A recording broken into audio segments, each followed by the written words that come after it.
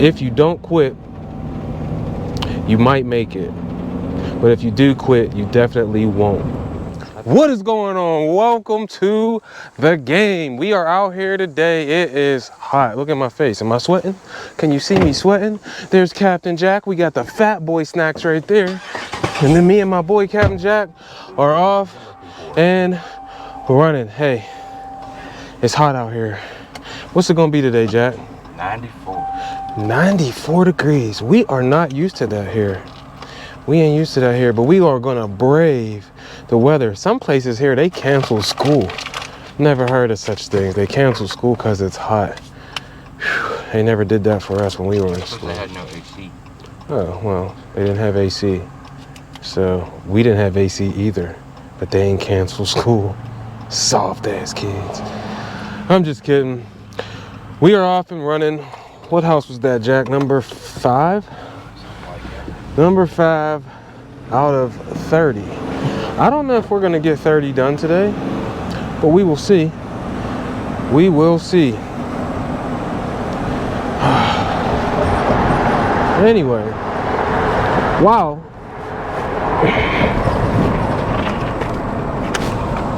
While I was on the mower, I was thinking of my last family reunion. I have this aunt and this uncle who are actually my cousins, but they're just so much older that we call them aunt and uncle. And I told a story about my uncle, cousin Ted, who was my 9th grade basketball coach. I'll link that video at the end of this video. But I want to tell you a story about his wife. Now, the reason that I think of stories about them is because they were trying to help prepare me. When I was a kid, I ain't had no direction. Pops was in prison, single mom, blah, blah, blah, blah, blah. We all got a story. But I was just looking for anywhere to fit in, right? School was not my thing. They were both teachers, all right? And they have 2 very, very successful children, my cousin Rashad and my cousin Shantae. Shout out to them. And shout out to cousin Ted and cousin Mary Jane, Uncle Ted and Aunt Mary Jane, for just the things that they instilled into me and my cousins when we were younger. I didn't even think I was listening back then, but apparently I was.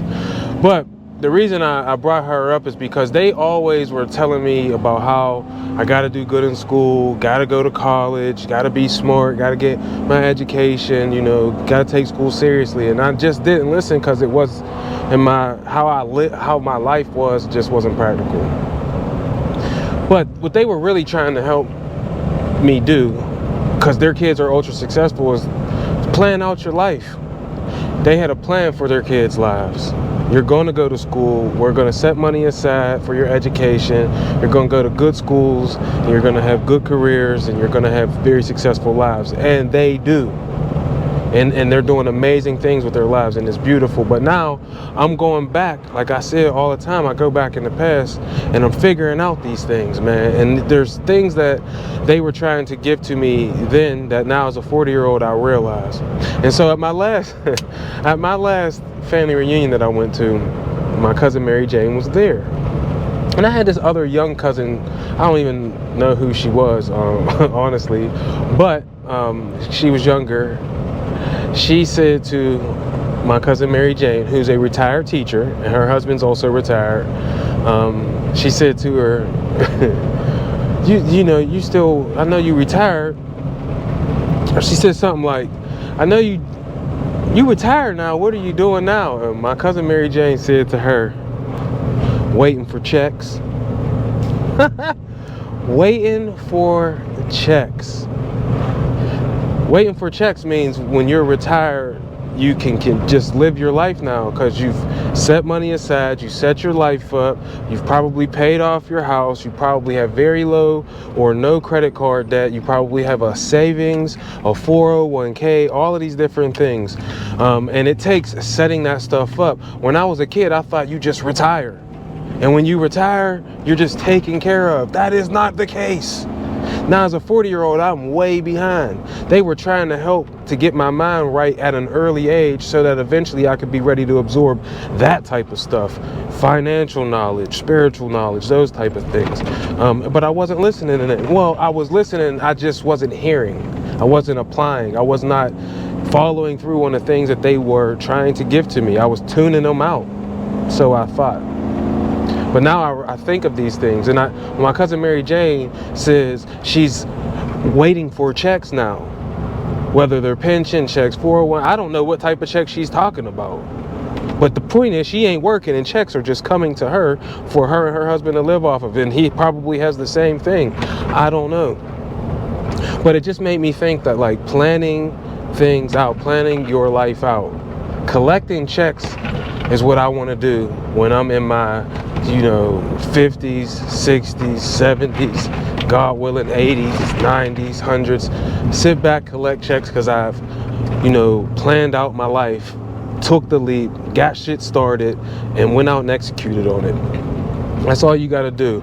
They are an epitome of that. Their kids is the trickle-down effect of that. And them being successful.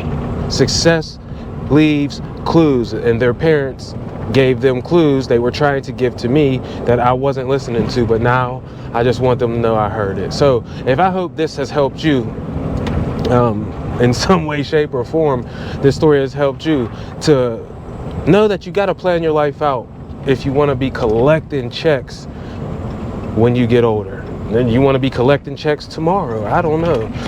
But plan your life out so that you can get to the point where you want to go. There you have it. Hey, I heard Seth Rogen say this, and I'll get out of here. He said, if you don't quit, you might make it. But if you do quit, you definitely won't. I think that's how I'm going to start ending the videos from now on. So remember, if you don't quit, you might make it. But if you do quit, you definitely won't. We love you, we appreciate you, and we wish you nothing but success. And we're out. Peace.